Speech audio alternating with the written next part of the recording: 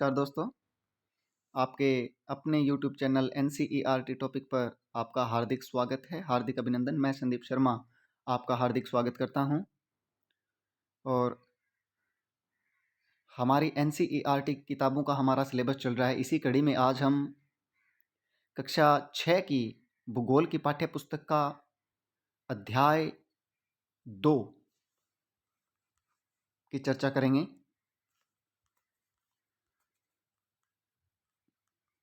पृथ्वी हमारा आवास यानी कक्षा 6 की भूगोल की ये पाठ्य पुस्तक है और पूर्णतया NCERT से संकलित है।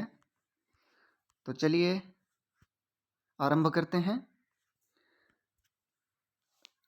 पाठ संख्या 2 का नाम है ग्लोब, अक्षांश एवं देशांतर। पृथ्वी गोल न होकर उत्तरी एवं दक्षिणी ध्रुवों पर थोड़ी चपटी है तथा मध्य में थोड़ी उभरी हुई है।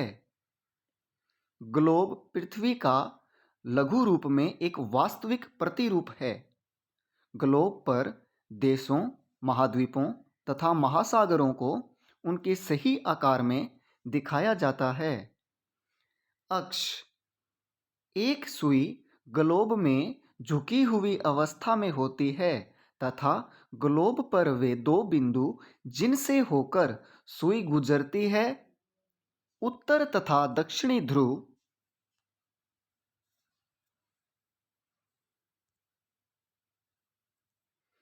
उत्तरी तथा दक्षिणी ध्रुव हैं। एक काल्पनिक रेखा भी ग्लोब के दो बराबर भागों में उसको बांटती है। इसे विषुवत वृत्त कहा जाता है। उत्तरी भाग को उत्तरी गोलार्ध व दक्षिण आधे भाग को दक्षिणी गोलार्ध कहा जाता है। विषुवत वृत्त से ध्रुवों तक स्थित सभी समांतर वृत्तों को अक्षांश यानी समांतर रेखाएं कहा जाता है। अक्षांशों को अंश में मापा जाता है।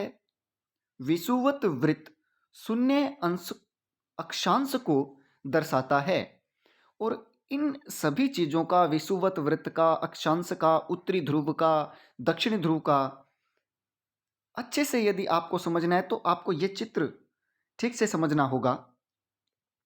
ये चित्र आपको दिखाता है कि उत्तर ध्रुव, दक्षिण ध्रुव, ये जो उत्तरी ध्रुव है ऊपर और जो दक्षिणी ध्रुव है,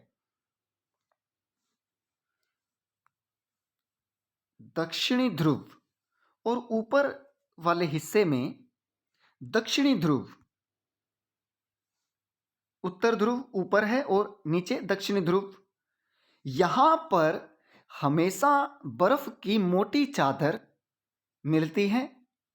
यहां पर वनस्पति का अभाव आपको देखने को मिलता है क्योंकि उत्तर ध्रुव और दक्षिणी ध्रुव में बर्फ की मोटी चादर हमेशा बिछी रहती है और आप उससे जस्ट नीचे देख पा रहे हैं उत्तरी शीतकटिबंध, उत्तर ध्रुव वृत्त, उत्तरी शीतोष्ण कटिबंध। हम जैसे जैसे विषुवत वृत्त के नजदीक आएंगे वैसे वैसे जो पर्यावरण है उसमें बदलाव आता जाता है। इसी भांति नीचे भी जब हम नीचे से दक्षिणी ध्रुव से ऊपर की तरफ आएंगे, मकर रेखा की तरफ या विषुवत वृत्त की तरफ, तो पर्यावरण में, मौसम में आपको चेंजेस देखने को मिलेंगे।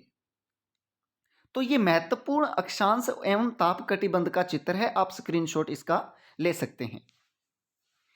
आगे बढ़ते हुए आगे कुछ टॉपिक्स दिए हुए हैं, आगे कुछ महत्वपूर्ण लाइनें दी हुई हैं, इनको आप बड़े गौर से इनको देखना कि विषुवत वृत्त 0 डिग्री उत्तर, ध्रुव 90 डिग्री उत्तर, दक्षिणी ध्रुव 90 डिग्री दक्षिण के अलावा 4 महत्वपूर्ण अक्षांश यानी समांतर रेखाएं और भी है। ये कौन सी हैं? उत्तरी गोलार्ध में कर्क रेखा मीन्स 23.5 डिग्री उत्तर में, दक्षिणी गोलार्ध में मकर रेखा 23.5 डिग्री दक्षिण में, विषुवत वृत्त के 66.5 डिग्री उत्तर में उत्तर ध्रुव वृत्त, विषुवत रेखा के 66.5 यानी 66 से 1/2 डिग्री दक्षिण में दक्षिणी ध्रुव वृत्त होता है। आगे आप देखेंगे उष्ण कटिबंध। कर्क रेखा एवं मकर रेखा के बीच सबसे अधिक ऊष्मा प्राप्त होती है। इस क्षेत्र को उष्ण कटिबंध कहते हैं। आपको ये बात ध्यान में रखनी है कि मैंने जो पॉइंट्स हाथ से मैंने बनाए हैं नोट्स, उनमें एनसीईआरटी किताबों का सारांश है जो महत्वपूर्ण है। पीछे सीटेट का एग्जाम हुआ है दिसंबर 2021 में 20 को, उसमें एसएसटी की भूगोल के अंदर 10 से 12 क्वेश्चन मेरे नोट्स में से आए हुए हैं, तो आप इनको राइट डाउन भी कर सकते हैं साथ के साथ। तो उष्ण कटिबंधीय क्या होता है, मैंने बताया कि कर्क रेखा एवं मकर रेखा के बीच सबसे अधिक ऊष्मा जहां प्राप्त होती है उस क्षेत्र को हम उष्ण कटिबंध कहते हैं। शीतोष्ण कटिबंध क्या होता है, ध्रुव की तरफ सूर्य की किरणें तिरछी होती जाती हैं। उत्तरी गोलार्ध में कर्क रेखा एवं उत्तर ध्रुव वृत्त तथा दक्षिणी गोलार्ध में मकर रेखा एवं दक्षिणी ध्रुव वृत्त के बीच वाले क्षेत्र का तापमान मध्यम रहता है, इसलिए इन्हें शीतोष्ण कटिबंध कहा जाता है। जैसे कि रशिया, कनाडा, आधा कनाडा, रशिया, ये ऐसे देश हैं कि यहाँ पर सर्दियाँ ज़्यादा लंबी होती है और गर्मियाँ नाम मात्र की होती हैं, बर्फ़ पड़ती रहती है, यहाँ पर ठंडा मौसम होता है, इसीलिए इन्हें शीतोष्ण कटिबंध कहा जाता है। आगे शीत कटिबंध देखिए क्या होता है। उत्तरी गोलार्ध में उत्तर ध्रुव वृत्त एवं उत्तरी ध्रुव तथा दक्षिणी गोलार्ध में दक्षिणी ध्रुव वृत्त एवं दक्षिणी ध्रुव के बीच हमेशा ठंड रहती है। मैंने आपको बताया कि उत्तरी गोलार्ध में उत्तर ध्रुव वृत्त एवं उत्तरी ध्रुव तथा दक्षिणी गोलार्ध में दक्षिणी ध्रुव वृत्त, मैंने बताया कि ध्रुवों पर हमेशा बर्फ की मोटी चादर होती है। यही बात ये पॉइंट बता रहा है, क्योंकि सूर्य क्षितिज से ज्यादा ऊपर नहीं आ पाता, इसलिए ये शीत कटिबंध कहलाते हैं। बहुत ही महत्वपूर्ण पॉइंट है ये, बहुत ही अति महत्वपूर्ण बिंदु आपको ये ध्यान में रखना है। ध्रुवों पर देशांतरीय यामोत्तर हमेशा आपस में मिलती है जहां इनकी दूरी शून्य होती है। प्रमुख याम्योत्तर का मान 0 डिग्री होता है। रियली इंपॉर्टेंट, बहुत ही ज्यादा इंपॉर्टेंट, ये दोनों लाइन आपको याद रखनी है, बहुत ज्यादा इंपॉर्टेंट लाइन है, बहुत ही ज्यादा, कि ध्रुवों पर देशांतरीय यामोत्तर आपस में मिलती हैं जहां इनकी दूरी शून्य होती है। प्रमुख याम्योत्तर का मान कितना होता है, 0 डिग्री होता है। अक्षांश रेखाओं से भिन्न सभी देशांतरीय याम्योत्तर की लंबाई क्या होती है, एक समान होती है। अब आगे इंपॉर्टेंट, बहुत ज्यादा इंपॉर्टेंट बिंदु है, देखिए हर पेपर में लगभग मिलते हैं। सीटेट वाले तो बहुत ही अच्छे, इनका लव्ड क्वेश्चन है सीटेट का ये, कि ग्रीनिच ब्रिटेन की राजकीय वेधशाला स्थित है। ग्रीनिच एक जगह का नाम है भाई, ब्रिटेन में है, इंग्लैंड में है। अंग्रेजों ने हमारे पर राज किया, इसीलिए मैं ग्रेट ब्रिटेन बहुत कम लिखता हूँ, मेरे नोट्स में भी ग्रेट नहीं लगाता उनके आगे, सिर्फ ब्रिटेन लिखता हूँ मैं। ग्रीनिच यानी ब्रिटेन की राजकीय वेधशाला है, वहाँ पर से गुजरने वाली याम्योत्तर से पूर्व और पश्चिम की तरफ गिनती की जाती है। इस याम्योत्तर को प्रमुख याम्योत्तर कहते हैं। इसका मान कितना है, 0 डिग्री देशांतर है, तथा यहाँ से हम 180 डिग्री या 180 डिग्री पूर्व या पश्चिम तक गणना इसके अनुसार हम करते हैं।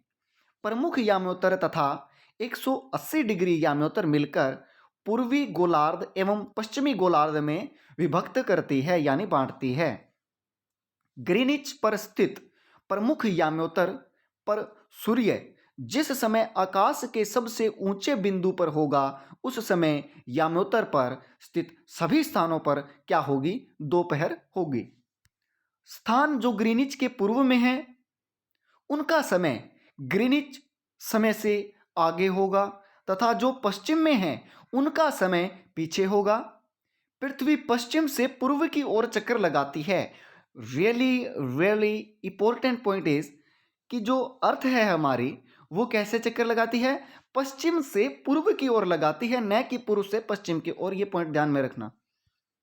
आगे, पृथ्वी 24 घंटे में अपने अक्ष पर 360 घूम जाती है। बहुत इंपॉर्टेंट टॉपिक। अर्थात पृथ्वी 1 घंटे में 15 डिग्री एवं 4 मिनट में 1 डिग्री घूमती है। इसको अंडरलाइन कर लेना आप, ये वाली चीज बहुत ज्यादा इंपॉर्टेंट है कि पृथ्वी 24 घंटे में अपने अक्ष पर कितनी घूमती है, 360 घूमती है। अर्थात पृथ्वी 1 घंटे में कितनी घूमती है भाई, 15 एवं 4 में 1 घूमती है। ये याद रखना, 15 4 1 यानी 15 डिग्री 1 घंटे में कितनी, 15 डिग्री एवं 4 मिनट में कितनी घूमती है, 1 डिग्री घूमती है। ये बात बहुत ही इंपॉर्टेंट मैंने को आपको बता दी है, राइट डाउन कर लेना। भारत का मानक याम्योत्तर 82 सही 1/2। अब इसको भी अंडरलाइन करो, बहुत ही ज्यादा इंपॉर्टेंट है ये लाइन। भारत का मानक याम्योत्तर कितना है, 82.5 डिग्री पूर्व। इस याम्योत्तर को पूरे देश का मानक समय माना जाता है। यह भारतीय मानक समय है। सीटेट का लाउड क्वेश्चन है ये। भारतीय मानक समय क्या है, 82.5 डिग्री। आगे समझ आपको शायद, और आपने राइट डाउन भी कर लिया होगा। आगे बढ़ते हुए, भारत ग्रीनिच के पूर्व 82 डिग्री 30 मिनट पूर्व में स्थित है। यहां समय ग्रीनिच समय से 5 घंटा 30 मिनट आगे है। इसलिए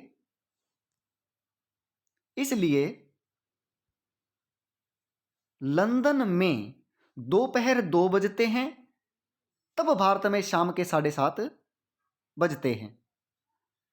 आगे, देशांतरीय विस्तार ज्यादा होने के कारण रूस में 11 मानक समय हैं। इंपॉर्टेंट लाइन है कि रूस में कितने मानक समय है। सीधा सीधा क्वेश्चन आ जाएगा, रूस में कितने मानक समय का प्रयोग होता है, तो आप बताएंगे 11 यानी 11। पृथ्वी को एक एक घंटे वाले 24 समय क्षेत्रों में बांटा गया है। बहुत ज्यादा इंपॉर्टेंट है, याद रखना कि पृथ्वी को एक एक घंटे वाले कितने समय क्षेत्रों में बांटा गया है, 24 समय क्षेत्रों में बांटा गया है। तो आज की क्लास यहीं खत्म होती है। आपको ये कक्षा कैसी लगी कमेंट में ज़रूर बताएं, और यदि आपने अभी तक इस चैनल को सब्सक्राइब नहीं किया है तो सब्सक्राइब कर लें। हमारी अगली कक्षा बहुत जल्द आपके सामने यहाँ पर उपलब्ध होगी। और वीडियो को लाइक करें, ज़्यादा से ज़्यादा शेयर करें। आपका सहयोग अपेक्षित रहता है हमेशा। आपका बहुत बहुत धन्यवाद, बहुत बहुत आभार। जय हिंद, जय भारत।